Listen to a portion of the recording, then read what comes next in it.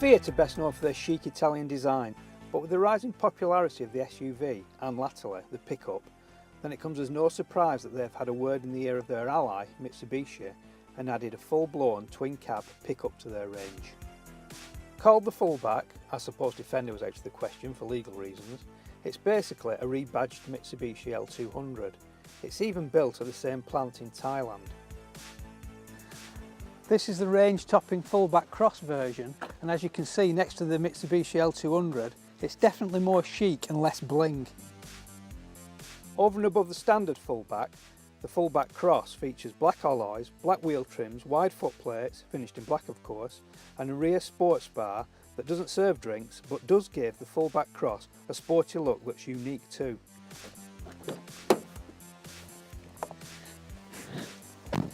The Fiat Fullback Cross still feels a little bit more utilitarian than SUV inside, as witnessed by quite hard plastics down here. Top of the doors is still a little bit scratchy, as it is down here as well. It does have a very nice leather steering wheel though, and these heated front seats are also finished in leather. The door bins aren't particularly big for a pickup truck, although the glove box is a decent size. And there is also useful storage between the seats here in this quite deep cubby. Generally it's a pleasant place to sit, with all the main controls falling easily to hand. The gated auto box feels a little clunky when selecting gears, but it's no worse than offerings from other manufacturers. The main instruments are simple and clear, with a small configurable LED between the two dials and a drive indicator graphic just above. Thankfully the dual zone climate controls have their own bank of buttons just below the infotainment screen. The screen itself is well adequate at 7 inches, and it appears to be responsive enough, although the resolution isn't quite up to the likes of the Ford Ranger or the Volkswagen Amarok. Okay, let's take a look in the back.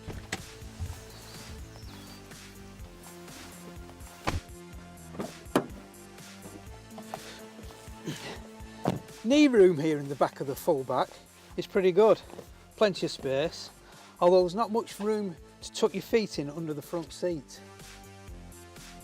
Headroom in the back of here is pretty good, although I don't think there's as much space as you'll find in the Ford Ranger or the Nissan Navara.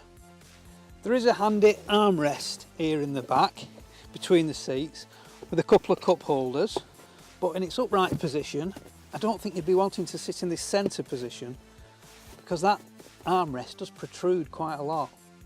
Anyway, let's have a look at the load bed.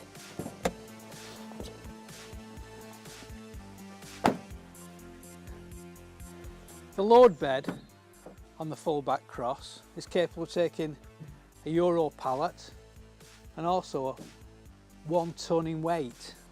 This plastic bed liner comes standard on the Fullback Cross, as does this sports bar, which gives the Fullback Cross an altogether sportier look when viewed from the side. But other than hanging your washing off it, I'm not quite sure what other purpose it serves.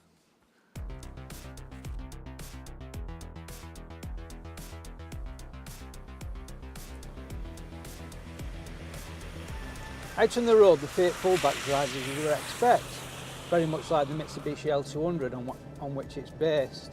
But that's no bad thing, because the L200 is one of the better driving pickup trucks you can buy. Sure, the live rear axle is a little bouncy over rough surfaces, but you would expect that from any of the Fiat's rivals, with perhaps the exception of the Nissan Navara, which has an altogether much more complex rear suspension setup, but you would expect to pay a lot more for the Nissan. The 180 brake horsepower on tap from this 2.4 diesel unit feels adequate, but that's about all really. I don't think this 5-speed automatic gearbox helps either. Even when using the flappy paddle shifters, it feels a little bit noisy and sluggish, especially at lower revs. It does have plenty of torque though, 430 Newton meters at 2,500 revs, so it will haul well over 1,000 kilograms. Steering is well weighted, as are the brakes, which have a nice firm action, but you ain't going to throw this Fullback around because there is plenty of lean through corners. as the chassis isn't really built for travelling quickly across country.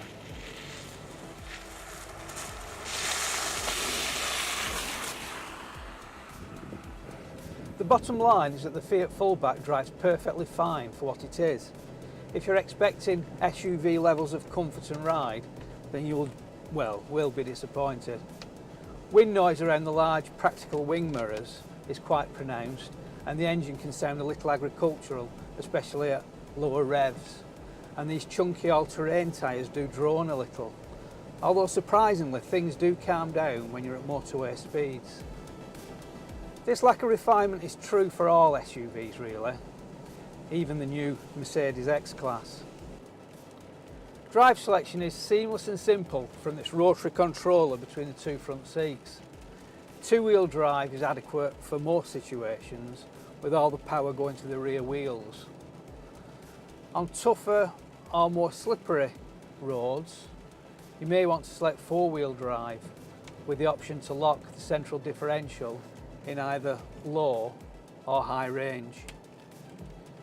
However, if you're the sort of person that's a real serious off-roader, then this Fullback Cross version comes with the ability from a toggle on the dashboard to lock the rear differential as well. And economy, well, Fiat quote 37.7 miles per gallon for the combined cycle, and I'm actually getting round about 32, which isn't bad really for a vehicle weighing over 2,000 kilograms. So if you're in the market for a pickup truck with a little bit of Italian chic about it, then the Fiat Fullback should definitely be on your list, as it's the only Italian pickup on the market at the moment. Well, it's the only one with four wheels anyway. But you'll be getting more sushi than pizza thanks to the Mitsubishi's underpinnings. And therein lies the dilemma, because if you thought the Fiat was going to be cheaper than the Mitsubishi, then you'd be wrong. And you'll probably also find that residuals are much less than the Mitsubishi as well.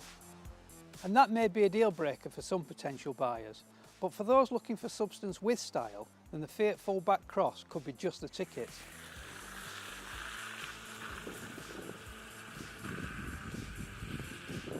If you've enjoyed this video, please click on the link below to subscribe, and you'll be the first to see new car videos from Car Indicators. It does have a very nice turny thing. We do this every time. Right. The steering thingy. The steering leather I'm going to right, just I had a reversing window on one of mine. We're talking about the reversing camera.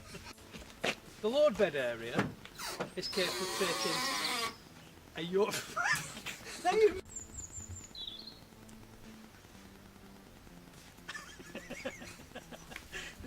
And that may be a deal breaker for some potential buyers.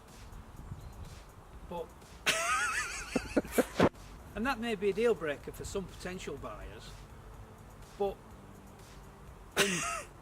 and that may be a deal breaker for some potential. I whistled. And that may be a deal. My teeth back in, Steve. If you've enjoyed this video, please click on the link below to subscribe and be the first amongst us. Okay, go. If you've enjoyed this video, please click on the link below to subscribe, and then you'll be the first to see new car videos. You'll be the first to see new videos from Car Indicators. That's all I'm trying to say. If you've enjoyed this video, please click on the link below to subscribe, and then you'll get to see Car Indicators videos as they come out, you big bastard.